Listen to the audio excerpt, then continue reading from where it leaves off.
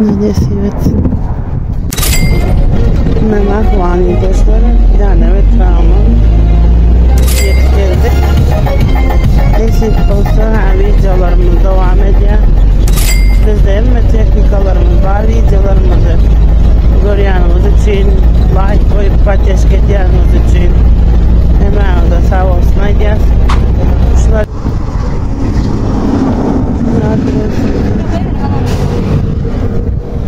geldik.